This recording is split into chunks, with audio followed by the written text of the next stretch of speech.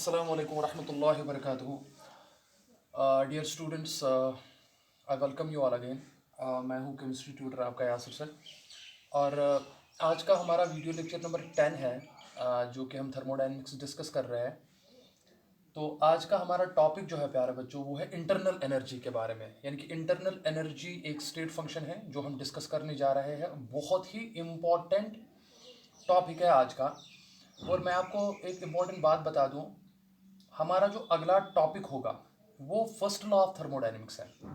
First law of thermodynamics में तीन चीज़ें एक साथ आती है, उस टाइम बताया जाएगा। एक तो है हीट का कॉन्सेप्ट, वो मैं पढ़ा चुका हूँ। दूसरा है वर्क का कॉन्सेप्ट, वो भी मैं पढ़ा चुका हूँ। और तीसरा उसमें जो आता है वो है इंटरनल एनर्जी। तो first law of thermodynamics discuss करने से पहले हमें इंटरनल एनर्जी का कॉन्सेप्ट क्लियर होना चाहिए। तो आज का लेक्चर काफ़ी इंपॉर्टेंट है, तो आप सारे बच्चे ध्यान रखेंगे, ठीक है ना, मेरे साथ बने रहेंगे। तो चलिए ठीक है, इस टॉपिक को डियर स्टूडेंट्स हम डिस्कस करेंगे। और सबसे इंपॉर्टेंट बात, इंटरनल एनर्जी का कॉन्सेप्ट है क्या। देखिए, पहले मैं क्या करूंगा, मैं यहाँ पे आपको एक डेफिनेशन बताऊंगा पहले इंटरनल एनर्जी की, ठीक है, और उसके बाद हम धीरे धीरे आगे बढ़ेंगे। इमेजिन कीजिए कि एक सिस्टम है, मान लो एक सिस्टम है, ये एक सिस्टम है, कोई भी सिस्टम मान लीजिए आप, ये एक सिस्टम है। इस सिस्टम में क्या है, जाहिर सी बात है ये सिस्टम छोटे छोटे पार्टिकल्स का बना होगा, जिसको आप मैटर कहते हो, ठीक है ना। मान लो ये छोटे छोटे पार्टिकल्स का बना है। देखिए मैं यहाँ पे बना लेता हूं ऐसे रैंडमली।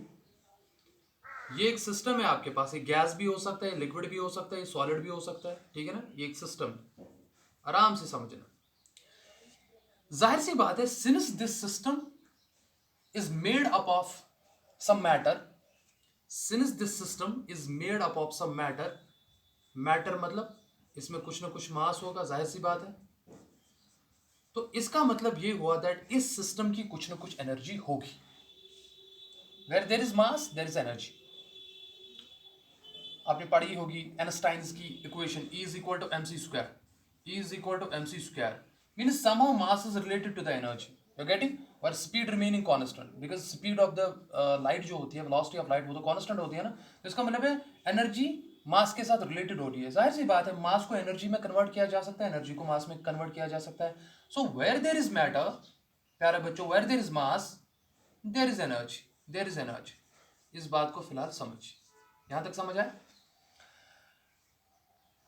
अब इस मैटर में, इस सिस्टम में बहुत सारी एनर्जीज हो सकती है। उन एनर्जीज में 100 टाइप्स ऑफ एनर्जीज हो सकती है। उन एनर्जीज में जो एनर्जी सिस्टम का टेम्परेचर राइज कर सके, ध्यान दो मैं क्या कह रहा हूं, वो एनर्जीज जो सिस्टम का टेम्परेचर राइज कर सके, उस एनर्जी को हम कहते हैं इंटरनल एनर्जी। फिलहाल एक डेफिनेशन ले लो, उसके बाद मैं और छोटे छोटे पॉइंट्स बताऊंगा। तो मैं लिखूंगा that energy, that energy, that energy which changes, that energy प्यारे बच्चों, which changes the temperature of system, changes the temperature। जो एनर्जी टेम्परेचर चेंज सिस्टम का नहीं कर सकती उनको हम इंक्लूड नहीं करेंगे, लेकिन जो एनर्जी सिस्टम का टेम्परेचर चेंज कर सकती है, which changes the temperature, which changes the temperature of system, जो सिस्टम की एनर्जी चेंज कर सकती है, सिस्टम का टेम्परेचर चेंज कर सकती है, प्यारे बच्चों, उस एनर्जी को हम कहते हैं इंटरनल एनर्जी। फिलहाल ये एक डेफिनेशन याद रखिए आप। So what is internal energy. अगर आपसे कोई क्वेश्चन पूछता है, आप कहोगे वो इंटरनल एनर्जी वो एनर्जी होती है सिस्टम की which has a potential, which has the capability, which has a tendency to change the temperature of the system. ठीक है, पहली बात। दूसरी बात ये कि इंटरनल एनर्जी जो होती है वो सिस्टम की अपनी एनर्जी होती है, the energy which is contained internally with in the system. Outside effect कोई इसमें नहीं होता है, आउटसाइड इफेक्ट कोई लेना नहीं है आपने इसमें। पहले आपने क्या रखा है, वो एनर्जी जो सिस्टम का टेम्परेचर चेंज कर सकती है, उन एनर्जीज को हम इंटरनल एनर्जीज कह सकते हैं। जैसे इंटरनल एनर्जी में क्या होती है, मैं एक और इंपॉर्टेंट बात कहूंगा that this is the energy, this is the energy, एक और बात समझिए, this is the energy which is present, which is present या और which is contained which is present or which is contained within the system. अब हमारा system क्या हो सकता है, देखिए हमारा सिस्टम क्या हो सकता है। हमारा सिस्टम जो है ना, हमारे सिस्टम मॉलिक्यूल्स हो सकते हैं, मॉलिक्यूल्स हो सकते हैं, हमारे सिस्टम एटम्स हो सकते हैं, एटस्ट्रा। You getting what I am saying? यानी कि जो मेरी इनहेरेंट एनर्जी है ना, देखो अभी अभी मान लो मेरे पास जितनी भी एनर्जी है ना अंदर से, वो मेरी इंटरनल एनर्जी कहलाएगी। अभी आप मुझे कुछ खिलाओगे नहीं, कुछ पिलाओगे नहीं, ठीक है ना, अभी आप मुझे कुछ फूड नहीं दोगे, यानी कि अगर मुझे बाहर से कोई सोर्स दे रहे हो ना, उससे मेरी एनर्जी बढ़ सकती है, उसको छोड़ो।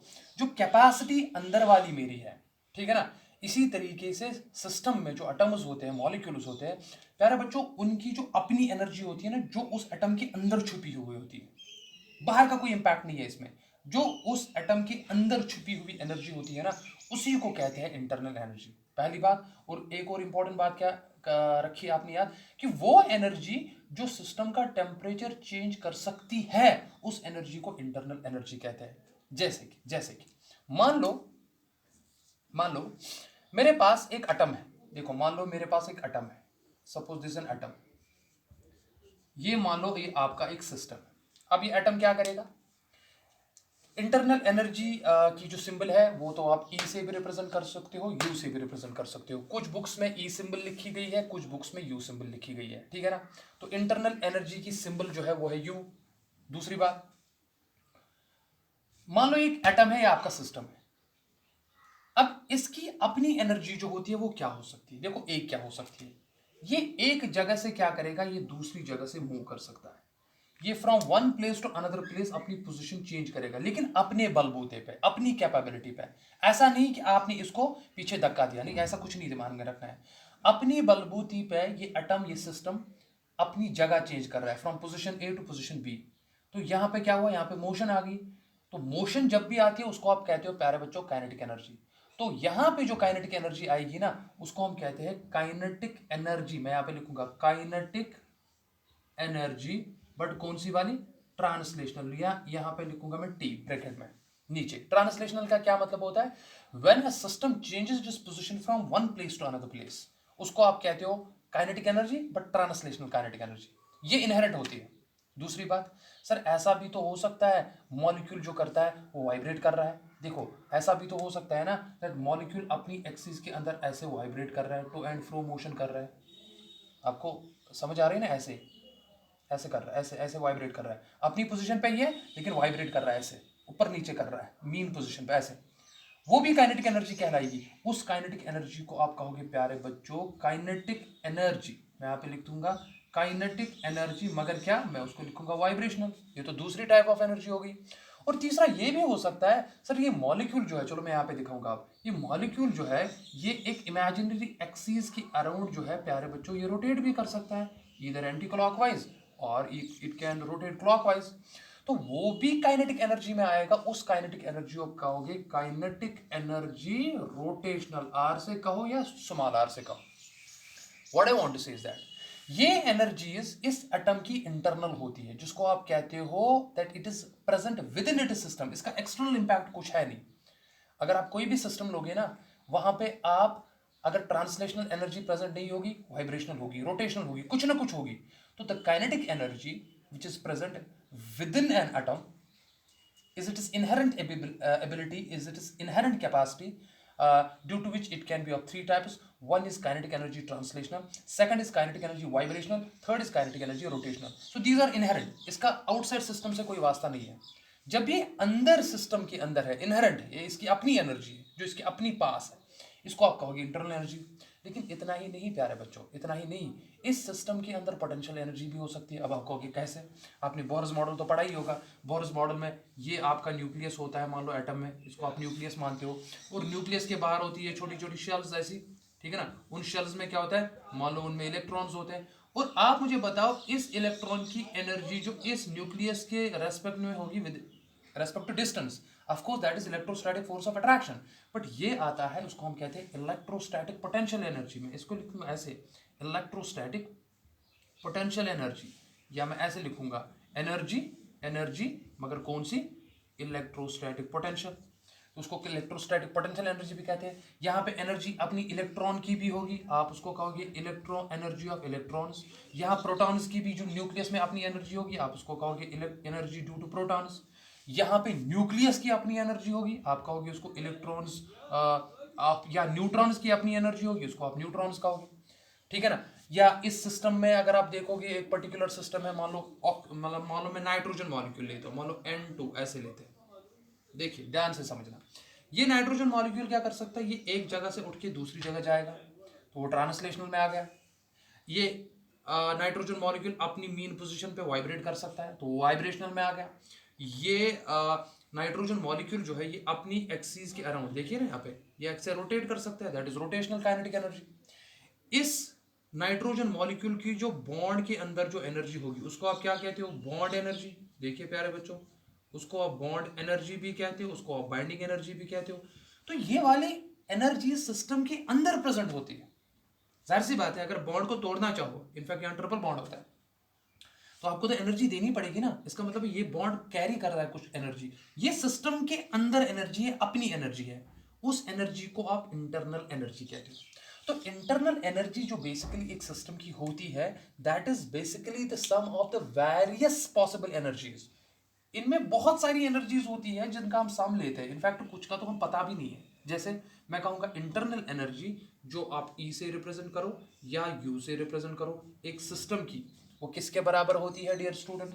सो सर वो उसके sum of for example kinetic energy, चलिए मैं यहाँ पे लिखता हूँ, सर वो बराबर होता है काइनेटिक एनर्जी ट्रांसलेशनल, सर वो होता है बराबर kinetic energy of vibration, sir वो होता है बराबर kinetic energy of rotation, sir वो होता है बराबर फॉर एग्जांपल इलेक्ट्रोस्टैटिक मतलब energy, but that is a potential energy, वो मैं ऐसे लिख सकता हूँ EP, it's a potential energy.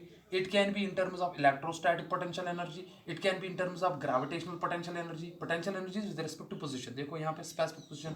sir energy can be with respect to that of an electrons के motion की वजह से जो energy है that is electronic energy। sir अंदर जो protons छुपे हैं उनकी वजह से जो energy है that is energy due to protons। Sir neutrons की वजह से जो अंदर एनर्जी है that is called as neutron energy. मतलब कहने का क्या मतलब है, प्लस बहुत सारी एनर्जीज। तो जो एनर्जीज एक सिस्टम के अंदर, एक मॉलिक्यूल के अंदर, एक एटम के अंदर इनहेरेंट होती है, जिनका आउटसाइड फोर्स से कोई ताल्लुक नहीं है, when the external force is zero, those energies are called, those energies we include in the internal energy. So internal energy is basically the energy which is present within the system, within the atoms or within the molecules, and the energies can be of many types which will come into this category. And one more important thing that I already told you, that these are those types of energies which have potential to change the temperature of the system, we call that as internal energy।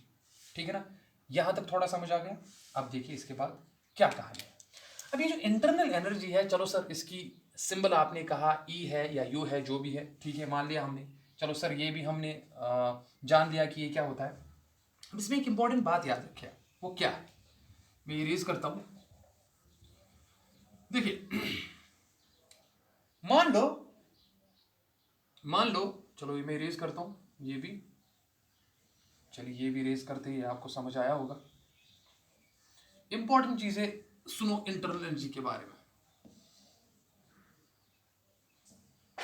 देखिए पहली बात, there are some important points. First point, internal energy जो है that is U और E, जो मैंने अभी कहा, internal energy is an extensive property. पढ़ाया है मैंने आपको thermodynamic properties, it is an extensive property. What does it mean, that means internal energy जो है it depends upon the amount of system, it depends upon amount of system, it depends upon the quantity of system। अब प्यारे बच्चों जाहिर सी बात है, अगर आप एक कंटेनर लेते हो, उसमें जितना आप उसमें गैस लेते हो, अब उस कंटेनर में जितना आप गैस का अमाउंट ज्यादा लेंगे ना, तो जाहिर सी बात है उसमें उतने मॉलिक्यूल ज्यादा हुए। उतने मॉलिक्यूल ज्यादा हुए मतलब उतने एटम्स ज्यादा हुए। हर एक एटम, हर एक मॉलिक्यूल की अपनी इनहेरेंट एनर्जी होगी जिसको आप इंटरनल एनर्जी कहोगे। तो उस सिस्टम की टोटल एनर्जी क्या होगी, वो तो सम करेगी ना, डिपेंड पे कि अमाउंट कितना है। दैट्स व्हाई हम कहते हैं that internal energy is an extensive property. Greater the amount, greater the internal energy. You are getting what I am saying? More is the matter, more is the bulk present within me, more I have got the energy. One is called as the physical energy and this is called as the mental energy. I'm not talking about the mental energy here. ठीक है ना? This is point number first. Point number second. It is a state function. तो यहाँ पे internal energy क्या है प्यारे बच्चों? सर ये स्टेट फंक्शन। अब इसका क्या मतलब हुआ, ये मैं पढ़ा चुका हूं आपको, that it's value depends upon initial. तो इसका जो वैल्यू है, इसका जो चेंज इन वैल्यू है, मेरा ये लिखूंगा, इसका जो चेंज इन वैल्यू है, change in its value, change in its value depends only upon one is initial stage, या हम उसको इनिशियल स्टेट भी कहते हैं, और सेकंड प्यारे बच्चों वो किस पर डिपेंड करेगा, सर फाइनल स्टेट क्या है। पढ़ा चुके हैं आपको स्टेट फंक्शंस के बारे में ऑलरेडी, इसीलिए पहले कुछ वीडियो लेक्चर्स हमने उस पर दिए हैं, आपको देख लीजिए प्रीवियस वीडियो लेक्चर जिन्होंने नहीं देखे हैं।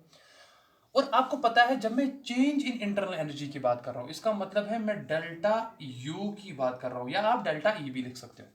ये किस पर डिपेंड करेगा, final internal energy, that means U F minus U आई।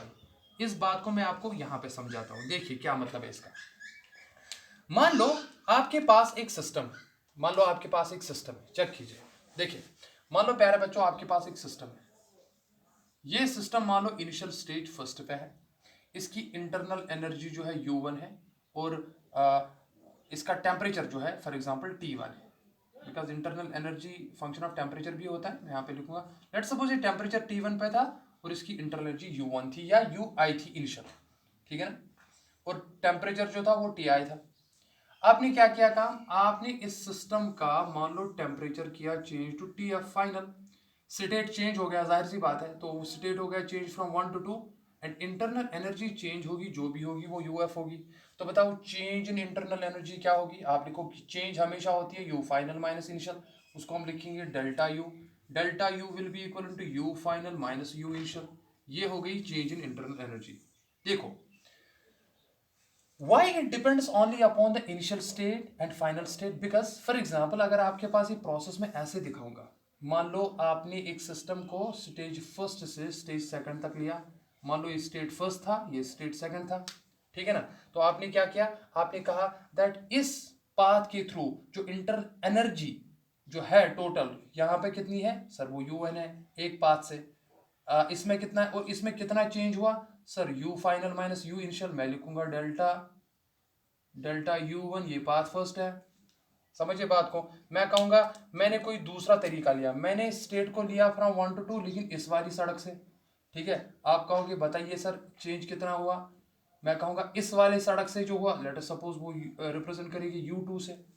अब बात समझिए मेरी यहाँ पे, ये मैंने सपोज PV ग्राफ डाला, ये मैंने PV ग्राफ डाला, ये चीजें मैं समझा चुका हूं already. Since internal energy is a state function, therefore change in its value will depend only upon the initial state and the final state. Means delta U is equal to U final minus U initial. यहाँ पे U आप इस path से जाओ प्यारे बच्चों या इस पाथ से जाओ, इनिशियल स्टेज भी दोनों पाथ में एक ही है और फाइनल स्टेज भी दोनों पाथ में एक ही है। इनिशियल स्टेज भी एक ही है दोनों पाथ में और फाइनल स्टेज भी एक ही है। तो इसका क्या मतलब हुआ, जस्ट ए सेकंड, यहाँ पे कीड़ा, मैं पहले इसको मारता हूँ।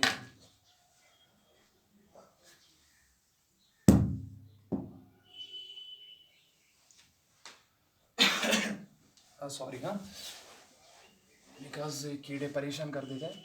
तो मैंने क्या कहा, आप इस पाथ से गए सपोज, उस टाइम भी इनिशियल स्टेट यही है और फाइनल स्टेट ये है, आप इस पाथ से गए, उस टाइम भी इनिशियल स्टेट एक ही है और फाइनल स्टेट भी एक ही है। और सपोज मैंने इस पाथ से जब देखा, मैंने उसको रिप्रेजेंट किया था डेल्टा U1, और मैंने दूसरी पाथ से सपोज उसको रिप्रेजेंट किया था डेल्टा U2। लेकिन since internal energy is a state function, therefore change in its value also depend upon the initial stage and the final stage। लेकिन इस प्रोसेस में अगर आप देखोगे वो दोनों के दोनों सेम है, that means delta U1 will be definitely equal to delta U2। मतलब जो आपको इस पाथ से डेल्टा U1 का वैल्यू निकलेगा ना, वही यहां से भी निकलेगा, तो that means that will be equivalent to delta U, जो भी आपका वैल्यू था। इसी को हम कहते हैं that internal energy is a state function. प्यारे बच्चों, बात समझ आ रही है ना? Internal energy is a state function, therefore change in the internal energy is a state function, means इसका वैल्यू जो है वो खाली इनिशियल एंड फाइनल स्टेट पर डिपेंड करता है। यहां तक समझ आ गया? ये क्लियर हो गया? ये the point is that first it is an extensive property, greater the amount of the system, greater will be the number of atoms or molecules in that system, and hence greater will be the energy. And second, it is a state function. मैं कुछ और important चीजें आपको बताऊंगा, वो आप यहाँ रखेंगे। तो स्टेट फंक्शन क्या होता है? जिसमें चेंज इन द वैल्यू खाली इनिशियल एंड फाइनल स्टेट पे डिपेंड करता है। ठीक है, मैं यहाँ पे ही आपको एक इंपॉर्टेंट चीज बताता हूँ, उसके बाद हम आगे जाएंगे। जैसे कि अगर आपको इससे पहले भी याद होगा, मतलब मैंने आपको कहा था दैट अगर आपके पास एक ग्राफ है, आपके पास एक ग्राफ है, और ग्राफ क्या है, मान लो यही मैं लेता हूं ग्राफ आपका, फॉर एग्जांपल साइक्लिक ग्राफ है। मान लो आपका साइक्लिक ग्राफ ऐसे है, मान आप स्टेट फर्स्ट से आए, स्टेट सेकंड तक चले गए, ठीक है, फर्स्ट से लेके सेकंड तक, उसके बाद सेकंड से लेके वापस फर्स्ट तक आ गए। तो ये क्या है? मान लो आपने एक पीवी ग्राफ डाला। आपको पता है साइक्लिक प्रोसेस जो होती है, साइक्लिक प्रोसेस जो होती है, मैं लिखता हूं यहां पे फिर से, साइक्लिक प्रोसेस में प्यारे बच्चों जब भी आप स्टेट फंक्शंस का चेंज लेते हो, स्टेट फंक्शंस की मैं बात करता हूं जिसका value initial and final state पर डिपेंड करता है, पाथ पर डिपेंड नहीं करता है। मैंने आपको हमेशा कहा है कि उनका वैल्यू जो है वो जीरो है, बिकॉज कॉमन सेंस है, जब एक स्टेट इनिशियल से फाइनल जाएगा और लेकिन वापस फिर बाद में पहली स्टेट पे आएगा, यहां पे जो तो वैल्यू था इनिशियल फाइनल भी यही बनेगा, तो वो तो जीरो हो गया ना।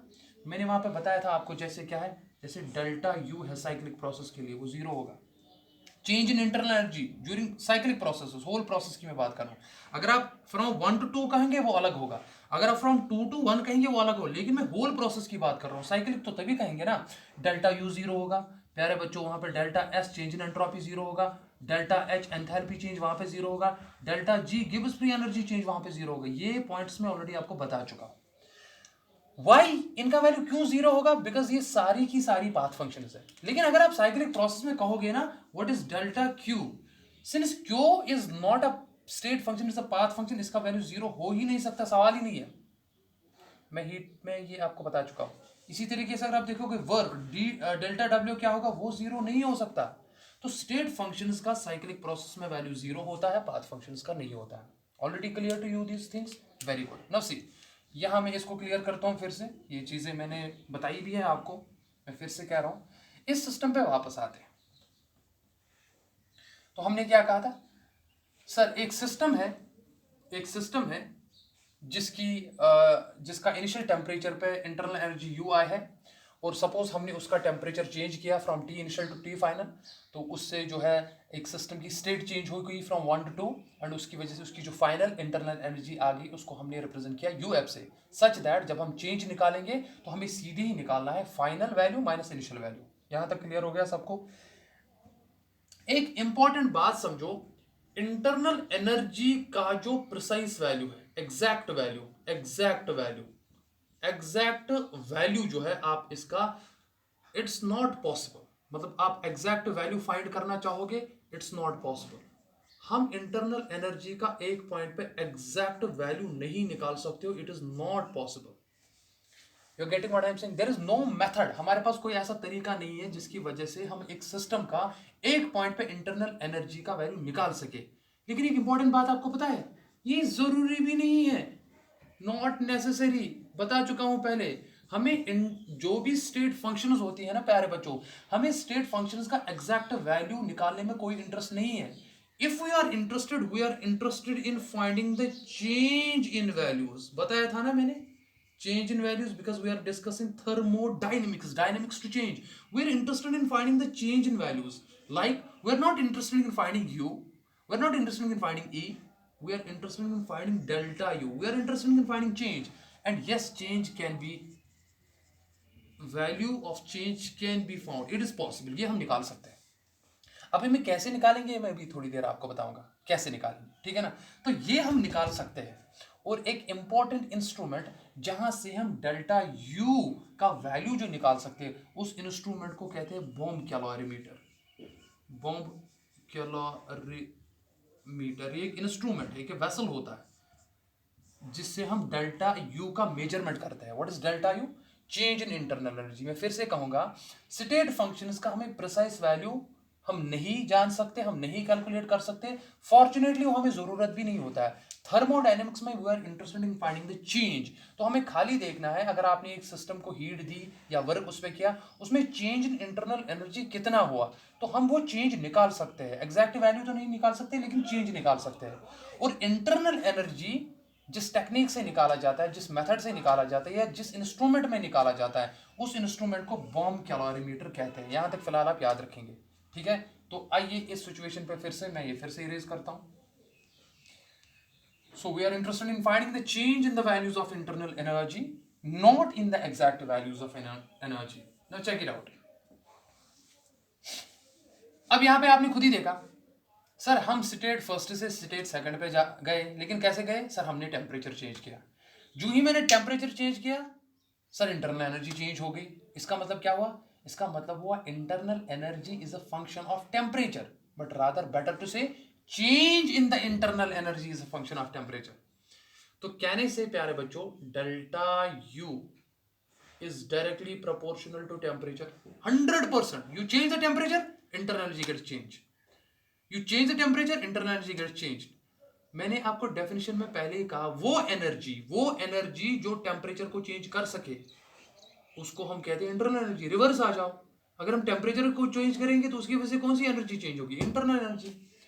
ये जो मैंने यहाँ पे रिलेशन रखी ना, delta U is equal to is directly proportional to temperature, ये केस वैलिड है सॉलिड्स और लिक्विड्स के लिए भी, और प्यारे बच्चों गैसेस के लिए तो है ही, इसमें तो कोई शक है नहीं। बहुत इंपॉर्टेंट पॉइंट बताने जा रहा हूं, ध्यान रखना। यानी कि अगर आप एक सिस्टम का टेम्परेचर चेंज करोगे, वो सिस्टम गैसेस हो या सॉलिड्स लिक्विड्स हो, तो वहां पे डेफिनेटली इंटरनल एनर्जी चेंज होगी ही होगी, कोई शक नहीं इसमें। इसको हम इक्वेशन फर्स्ट नाम रखते हैं। अब यहां पे एक इंपॉर्टेंट बात समझिए, मैं यहां पे लिखूंगा सॉलिड्स या लिक्विड्स, ऐसे आपकी बुक्स में नहीं दिया गया है, और यहां पे मैं लिखूंगा gas, and better to write is an ideal gas, because हम ज्यादातर आइडियल गैस की बात करेंगे और आपको क्वेश्चंस भी इसी पे पूछे जाएंगे। ध्यान दें, अभी मैंने कहा आपको internal energy is an extensive property. Internal energy is an extensive property. What does it mean? Sir, it means it depends upon the amount of system. It depends upon the amount of system. जिस system में जितना amount, जितना मास ज्यादा होगा, जाहिर सी बात है उसकी इंटरनल एनर्जी भी उतनी ही ज्यादा होगी।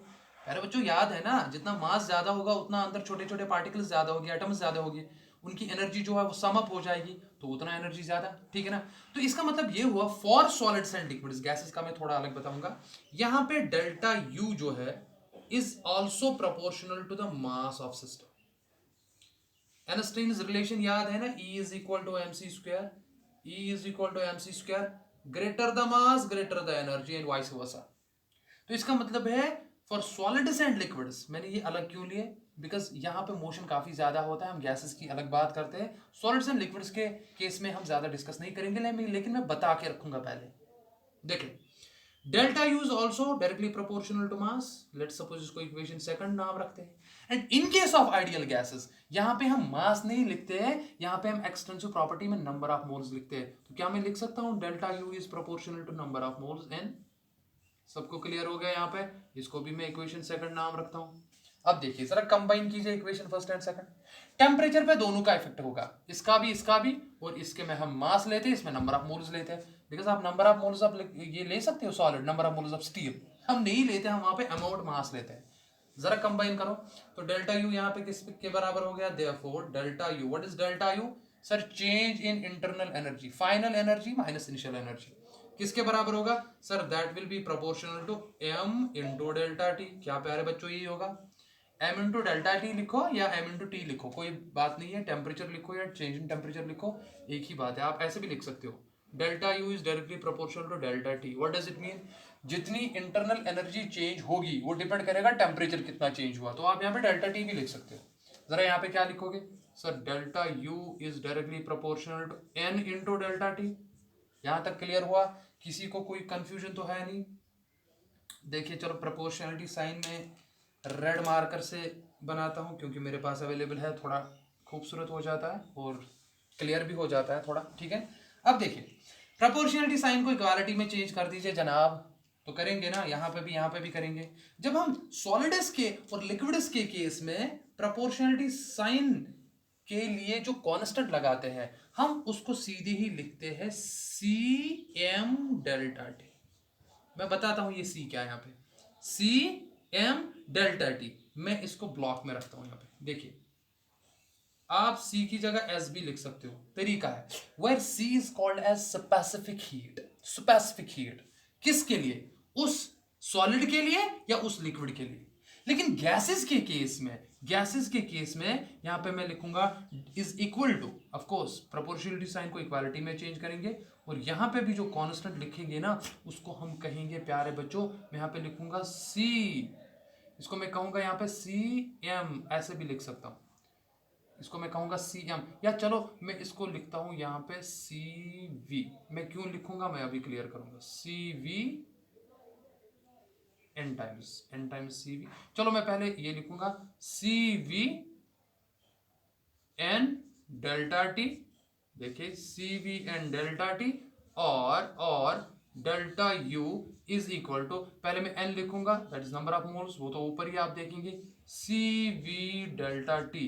इस इक्वेशन को मैं सटा डाल देता हूं, बहुत इंपॉर्टेंट है। चेंज इन इंटरनल एनर्जी अगर आपको निकालना होगा तो वो होता है बराबर number of moles into molar specific heat, इसको कहते हैं मोलर स्पेसिफिक हीट। मोलर जब मैं इस्तेमाल करता हूं ना, मोलर मॉलिक्यूलर मास, हम ज्यादातर वो गैसेस के लिए इस्तेमाल करते हैं, ठीक है ना। इसको कहते हैं molar specific heat at constant volume. Delta T is the change in temperature. N भी पता होगा, सी भी तो कांस्टेंट होता है ना। अब यहाँ पे हमने सीपी क्यों नहीं लिया, मैं बताता हूँ क्यों नहीं लिया, मैं बताता हूँ यहाँ पे सीपी क्यों नहीं लिया, बहुत इंपॉर्टेंट है, इसको ध्यान रखेंगे। और यहाँ पे क्या है सी, बताओ सी क्या है यहाँ पे सीधे लिखेंगे sir C is specific heat. What is specific heat? कितना अमाउंट ऑफ हीट आपको चाहिए 1 ग्राम सबस्टेंस का टेम्परेचर 1 केल्विन या 1 डिग्री से राइज करने के लिए। याद है आपको, आपने पढ़ा था दैट सी जो है वो बराबर होता है कितनी हीट हमें लगेगी 1 ग्राम सबस्टेंस का टेम्परेचर 1 डिग्री से राइज करने के लिए। ऐसे C is equal to Q divided by M C. अगर आप क्यों निकालेंगे वो निकला ना M into C into delta T. देखिए यहाँ पे मैं लिख सकता हूँ फिर से delta U is equal to, पहले एम लिखूंगा एम, उसके बाद सी लिखूंगा, फिर डेल्टा टी लिखूंगा लाइक दिस। ये तो पढ़ा था आपने, M into C into delta T. अब यहाँ पे क्यों आया था, यहाँ पे डेल्टा यू आया, मैं उसको कहूंगा क्यों है, ठीक है ना। तो इन case of solids and liquids प्यारे बच्चों, अगर आपको डेल्टा यू निकालना है, अगर आपको इनिशियल वैल्यू पता है, फाइनल वैल्यू पता है तो निकालिए, फाइनल माइनस इनिशियल। लेकिन अगर आपको नहीं पता है, अगर आपको इस तरीके में दिया है तो आप डेल्टा यू इस इक्वेशन से निकालेंगे, that delta U is equal to M into C into delta T, where M is the amount of system that is mass जो दिया होगा, delta T is the change in temperature वो भी दिया होगा, and C is the specific heat of that substance, liquid और solid. और यहां पे मैंने ये जो सी वी लिखा, ये क्यों लिखा ये मैं आपको समझाऊंगा। हमारा जो सबसे इंपॉर्टेंट केस है ना, इंपॉर्टेंट केस हमारा गैसेस का है, आइडियल गैसेस का। ये बहुत इंपॉर्टेंट केस है, ये आपको ध्यान में रखना है। तो इंपॉर्टेंट केस जो कि गैसेस के लिए, आइडियल गैसेस के लिए, सिंपली उसमें याद रखेंगे अगर आपको change in internal energy delta U निकालना है तो वो उसके लिए आप फॉर्मूला याद रखेंगे N C V delta T. हमारे पास बहुत इंपॉर्टेंट इक्वेशन निकली यहाँ पे, इसको याद रखें। अब क्वेश्चन जो है वो ये है सर जी सीवी क्या है, सीपी क्या है, तो इस चीज को मैं यहां पर क्लियर करूंगा। ये इक्वेशन याद रखिए दोनों ने, ठीक है। आ जाओ देखिए, देखिए आराम से समझना। ये इक्वेशन में यहीं पे रखूंगा। मान लो मेरे पास एक कंटेनर है, शाबाश, क्या है, एक कंटेनर। इस कंटेनर में क्या करूंगा काम, ये कंटेनर सपोज में रखता हूं क्लोज, और इस कंटेनर में सपोज मैंने गैस रखा, ओके। इसमें क्या है सर, गैस है। सिंस मैंने कंटेनर को फिक्स रखा तो इसका मतलब क्या है, वॉल्यूम जो है, वॉल्यूम वॉल्यूम भी क्या है सर, वो फिक्स्ड है। फिक्स्ड मतलब क्या है, इसका मतलब है वॉल्यूम कांस्टेंट है। CV जो मैंने लिया उसके लिए वॉल्यूम कांस्टेंट है, क्यों है देखो। अब इसमें गैस है, अब गैस की कुछ ना कुछ इंटरनल एनर्जी होगी सर। इसकी गैस की जो भी इंटरनल एनर्जी पहले होगी वो होगी UI, internal energy of gas in the initial state. अब मैं क्या कह रहा हूं, और इसका मान लो इस गैस का टेम्परेचर जो था इनिशियली वो था TI। यहां तक क्लियर हुआ। अब मैं क्या कर रहा हूं, मान लो मैं इस सिस्टम को हीट दे रहा हूं, बात समझना आराम से। मैं हीट क्यों दे रहा हूं, बेसिकली मैं इस सिस्टम का टेम्परेचर राइज करना चाहता हूं। मैंने टेम्परेचर राइज किया फ्रॉम TI टू TF।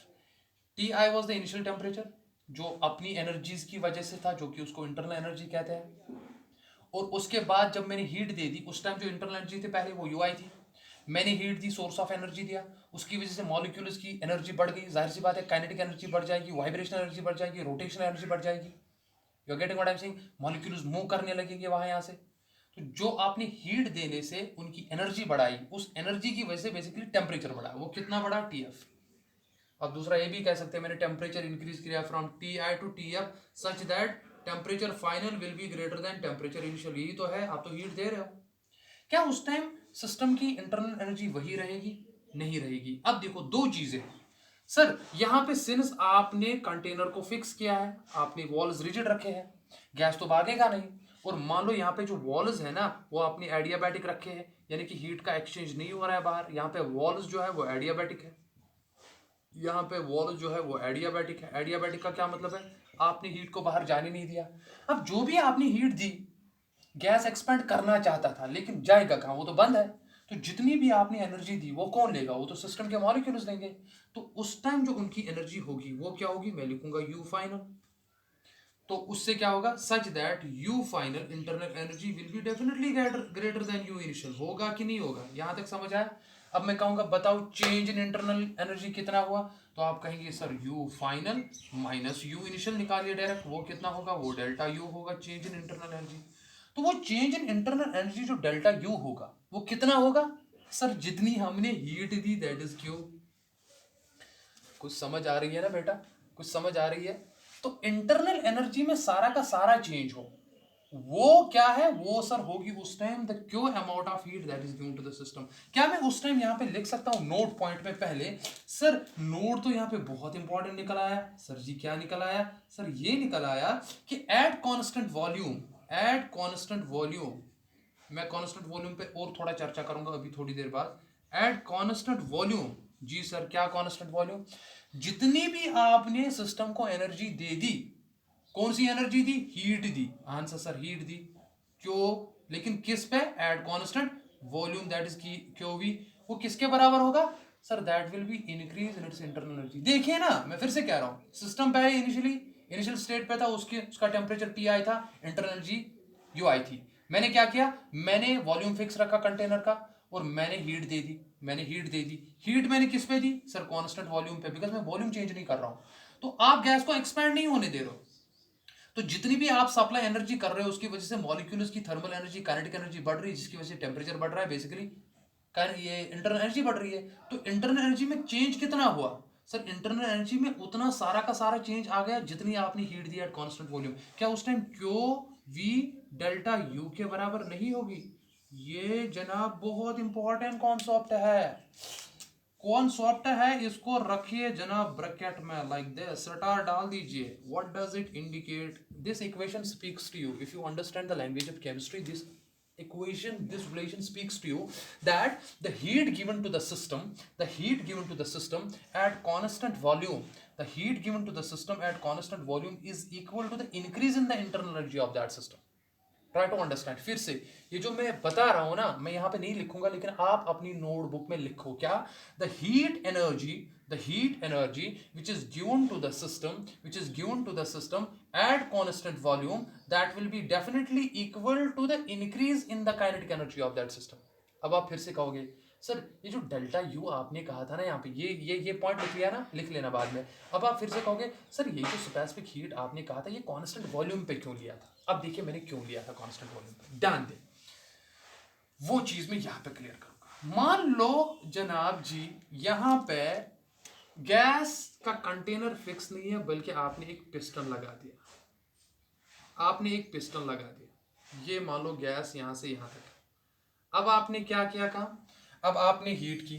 देखो मैंने कांस्टेंट वॉल्यूम क्यों लिया था, इसलिए मैं यहाँ पे पिस्टन रखता हूँ। जब मैंने पिस्टन यहाँ पे रखा तो मैं क्या कहूँगा आपको, मान लो आपने फिर से गैस को उसी कंडीशन में हीट कर दिया। जब आपने हीट कर दिया प्यारे बच्चों, होगा क्या सर, उस हीट की वजह से मॉलिक्यूल्स वो एनर्जी लेंगे। जब वो एनर्जी लेंगे तो वो रैंडमली ज़्यादा मूव स्टार्ट करेंगे, वो कोलिजन्स करेंगे, ठीक है ना, उनकी काइनेटिक एनर्जी बढ़ेगी।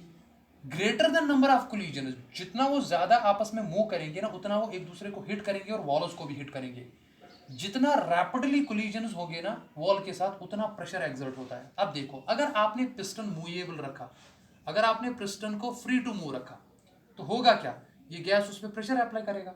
जब ये गैस उस पर प्रेशर अप्लाई करेगा तो पिस्टन क्या करेगा, पिस्टन तो मूव अपवर्ड करेगा, यानी कि यहाँ पे क्या होगा, यहाँ पे तो प्रोसेस ऑफ एक्सपेंशन होगा, यहाँ तो प्रोसेस ऑफ एक्सपेंशन होगा।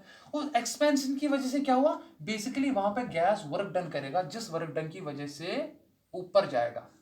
अब कितना जाएगा, इसका मतलब ये हुआ दैट जो आपने हीट सप्लाई की वो दो तरीकों से चेंज हो सकती है। आधी उसमें इंटरनल एनर्जी सिस्टम की चेंज करेगी और आधा पार्ट उसमें वर्क डन में चला जाएगा। थर्मोडायनेमिक्स का प्रिंसिपल यही है, ये बात समझो, यही है thermodynamics, first law of thermodynamics, that the heat energy which is given to the system is equal half of, मतलब कुछ पार्ट इसका जो है वो इंटरनल एनर्जी सिस्टम का रेज करने में चला जाता है और रिमेनिंग पार्ट वर्क डन में चला जाएगा, अगर वहां पे मूवेबल फ्रिक्शनलेस पिस्टन आपने रखा है। अब मान लो कितना अमाउंट ऑफ वर्क डन में चला गया, मुझे नहीं ये पता कितना है, कम हुआ ज्यादा हुआ, क्या आप एग्जैक्ट वहां पे चेंज इन इंटरनल एनर्जी निकाल सकते हो, वहां पे आप change in internal energy exact नहीं निकाल सकते हो। इसीलिए प्यारे बच्चों वहां पे मजबूरन हमें कांस्टेंट वॉल्यूम लेना पड़ता है। इसीलिए मैंने स्पेसिफिक हीट वहां पे इन terms of eight constant volume लिया, जिसको हम कहते हैं molar specific heat at constant volume. मैं फिर से क्लियर करना चाहता हूं दैट, मैं फिर से कह रहा हूं, जो आप हीट सिस्टम को दे रहे हो ना, वो दो पार्टों से डिस्ट्रीब्यूट हो सकता है। आधा पार्ट इंटरनल एनर्जी चेंज करेगा, लेकिन अगर आपने वहां पे पिस्टन रखा तो उसकी वजह से पिस्टन मूव अप करेगा, यानी कि work done by the gas हो जाएगा, वो मैं समझा चुका हूं आपको।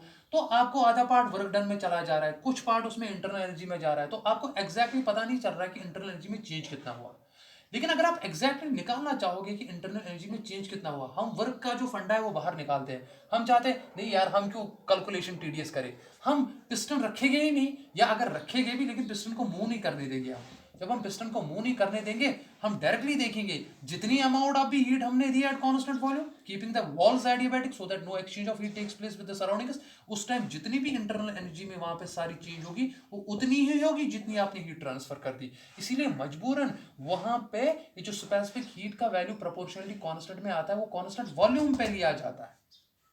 तो इसका मतलब ये हुआ, अगर यहाँ पे डेल्टा यू क्यू वी के बराबर है, देखिए ना, अगर डेल्टा यू क्यू वी के बराबर है तो क्या मैं लिख सकता हूँ यहाँ पे therefore Q V is also equal to N C V delta T. ये इक्वेशन तो जनाब साहब मैंने आपको ऑलरेडी पढ़ाई है, that specific heat, molar specific heat at constant volume is equal to the heat given to the system at constant volume divided by number of moles into temperature change, that is this CV is equal to QV divided by N times delta T। जाके check कर लीजिए, you are getting what I am saying। so यहाँ पे हमें ये conclusion आ गया that at constant volume the amount of heat given to the system is equal to the increase in the internal energy of system, that is delta U। और delta U जिस instrument से हम directly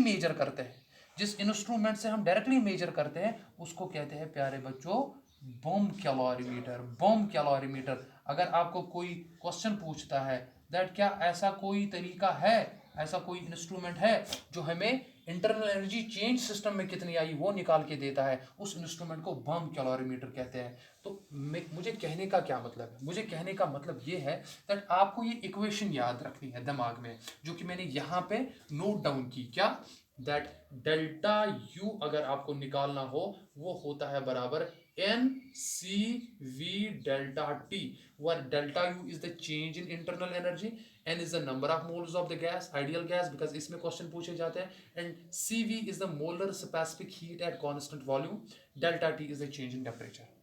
You are getting what I am saying? And since delta u is also equal to qv, आप equation को ऐसे भी represent कर सकते हो. This is a change in internal energy in terms of these variables. कभी कभार हम डिफरेंशियल फॉर्म में भी लिख सकते हैं ऐसे, du इज इक्वल टू, वहां पे ऐसे लिखा जाता है ncv dt.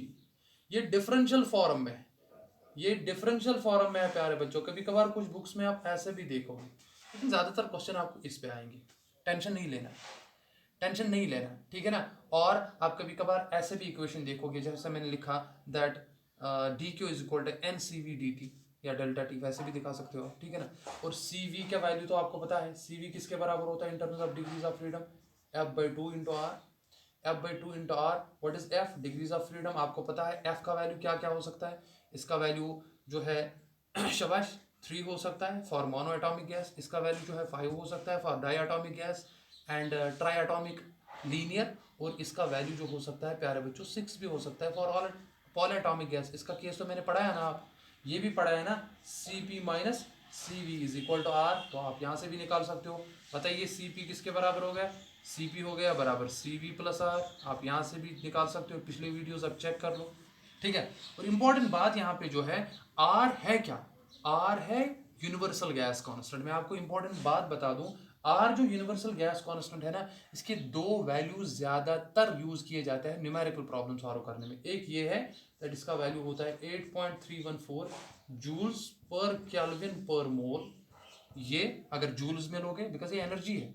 और दूसरा अगर आप कैलोरीज में लेना चाहते हो तो इसका value exactly nearly equal to 1.96 के अराउंड आता है, 998. That is exactly equal to 2 calories per kelvin per mole. ये वैल्यूज याद रखना, ये कभी कभार पूछे जाते हैं.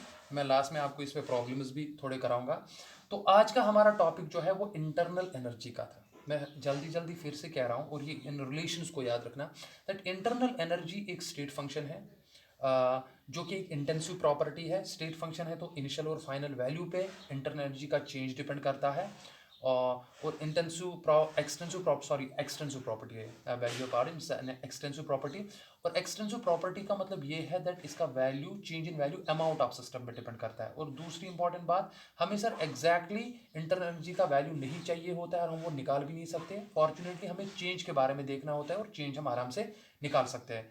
और उसके बाद हमने आपको ये बताया दैट ये सिस्टम की एक अपनी इंटरनल एनर्जी होती है अंदर के मॉलिक्यूल्स की, ठीक है ना, which can be sum of the various possible energies like kinetic energy, translational kinetic energy, vibrational kinetic energy, rotational, nuclear energy, binding energy, electronic energy, electrostatic potential energy, like that. Fine. तो एक और important बात याद अपने उसके बाद ये रखी दैट ये एनर्जी वो एनर्जी होती है सिस्टम की जिसकी वजह से टेम्परेचर सिस्टम का चेंज कर सके. यहाँ तक समझ आया. एंड फॉर आइडियल गैस मैं बता चुका हूँ ये. For ideal gas internal energy, since मैंने वहाँ पे लिखा था kinetic energy, internal energy U और E is equal to the kinetic energy of the system. बताया था ना ma'am, kinetic energy translational, rotational, वो सारी आएगी.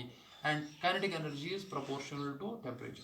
Kinetic energy is proportional to temperature. इसका मतलब है आइसोथर्मल के लिए अगर आप टेम्परेचर कांस्टेंट रखोगे, काइनेटिक एनर्जी चेंज नहीं होगी, तो वहाँ पे डेल्टा U जो है वो 0 के बराबर होता है. ये भी मैं बता चुका हूँ आपको, ये टेंशन नहीं लेना, ये मैं ऑलरेडी बता चुका हूँ आपको, ठीक है. ओके, तो ये मैं इरेज कर देता हूँ, ये भी मैं इरेज कर देता हूँ. इंटरनल एनर्जी का कॉन्सेप्ट आज हमने इसलिए पढ़ा बिकॉज आगे हमने थर्मोडायनेमिक्स फसला पढ़ना है, उसके लिए बहुत ज़्यादा इंपॉर्टेंट है. अब एक केस सुन लो, यहाँ पे हीट जो कि मैंने आपको बताया था, और वर्क के बारे में जो बताया था, और वर्क की एक एक्सप्रेशन याद है आपको, that work is equal to minus P external delta V. याद है ये? अगर आपको कभी कभार केस आएगा, देखो नीट में क्वेश्चन पूछा जाता है, NEET property, work done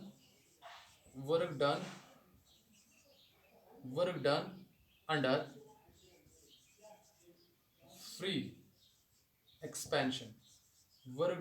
free expansion of ideal gas. ये क्वेश्चन बहुत दफा पूछा गया है. आइडियल गैस फ्री एक्सपेंशन का पता है मतलब क्या है? फ्री एक्सपेंशन का मतलब है अंडर वैक्यूम. अंडर वैक्यूम मतलब क्या होता है? अंडर वैक्यूम का मतलब है कोई एटमॉस्फेयर है ही नहीं, कोई गैस बाहर से नहीं है. जब वैक्यूम आप लेते हो ना, इसका मतलब है पी एक्सटर्नल जो बाहर से है ना प्यारे बच्चों वो 0 है. मान लो ये गैस है, आपने गैस में पिस्टन डाल दिया, ऐसे ये पिस्टन मान लो है, ये आपने इसमें गैस डाल दिया, ठीक है ना। गैस को क्या करना है, पी गैस अंदर से होगा, जो भी होगा, बाहर से वैक्यूम है। जब आपने वैक्यूम लिया ना तो इसका मतलब है पी एक्सटर्नल बाहर से 0 है। तो तब देखो ना, जब बाहर से कोई प्रेशर है नहीं तो क्या गैस को कोई काम करना पड़ेगा, उसको फ्री एक्सपेंशन गैस कहते हैं, उसको फ्री एक्सपेंशन ऑफ गैस कहते हैं, विच इज अंडर वैक्यूम। वहां पे सिंस पी एक्सटर्नली 0 बन जाएगा, तो 0 डिवाइड बाई नहीं थी, तो वहां पे प्यारे बच्चों याद रखना वर्क डन 0 के बराबर होता है। तो work done by the ideal gas under the free expansion, that means under vacuum where P external is equal to 0, वो 0 के बराबर होता है। और Q जो है दैट इज हीट। हाँ, अगर आप सिस्टम को दोगे हीट, अगर आप सिस्टम को दे रहे हो तो उसका वैल्यू क्या लेना है, पॉजिटिव। अगर आप सिस्टम दे रहा है यानी कि सिस्टम बाहर दे रहा है तो उसका क्या वैल्यू लेते हैं, नेगेटिव। बिकॉज अगर आप सिस्टम को कुछ दे रहे हो, मैंने अभी बताया आपको, आप हीट दे रहे हो सिस्टम को, तो उसमें एनर्जी जो है सिस्टम की बढ़ती है। जब उसकी एनर्जी बढ़ती है ना, इसीलिए हम पॉजिटिव लेते हैं। लेकिन अगर सिस्टम ही अपनी एनर्जी बाहर छोड़ रहा है, मान लो मैं भी बातें कर रहा हूँ, मैं अपनी एनर्जी कम कर रहा हूँ ना, तो मेरी अंदर वाली एनर्जी क्या होगी, डिक्रीज। उस टाइम हम क्यू का वैल्यू जो है वो नेगेटिव लेते हैं। इसी तरीके से वर्क डन का लिया था। वर्क डन में अगर आप सिस्टम को देते हो हीट, सिस्टम को अगर आप हीट देते हो, सिस्टम पे आप वर्क करते हो, तो सिस्टम की एनर्जी जो है वो इंक्रीज हो जाती है, तो उस टाइम वर्क डन पॉजिटिव लिया जाता है। लेकिन अगर वर्क सिस्टम कर रहा है, मैं काम कर रहा हूँ, मैं पढ़ा रहा हूँ, तो मेरी एनर्जी अंदर से डिक्रीज होती है, तो वहां पे इसका वैल्यू नेगेटिव आता है। तो ये चीज़ें मैं साइन कन्वेंशन आपको सिखा चुका हूँ। सो प्यारे बच्चों, this was all about video lecture number 10 about internal energy का कॉन्सेप्ट रिलेटेड टू थर्मोडायनेमिक्स। बहुत अच्छे से पढ़ना, किसी को कोई कंफ्यूजन होगा तो मुझे बता देना, मैं उसका आंसर जल्दी दूंगा। इसके बाद हमारा lecture number 11 first law of thermodynamics होगा। देखो, फर्स्ट लॉ ऑफ थर्मोडायनेमिक्स के लिए हमें हीट के बारे में जानना था, पढ़ा चुका हूँ, वर्क के बारे में जानना था, पढ़ा चुका हूँ, और इंटरनल एनर्जी के बारे में पढ़ाना था, इंटरनल एनर्जी जो कि आज का टॉपिक है। ये तीनों terms first law of thermodynamics में इन्वॉल्व होगी, जो कि हमारा अगला लेक्चर होगा। टिल देन आप अपना ख्याल रखिए। फ़ी अमानिल्लाह। अस्सलाम वालेकुम व रहमतुल्लाह।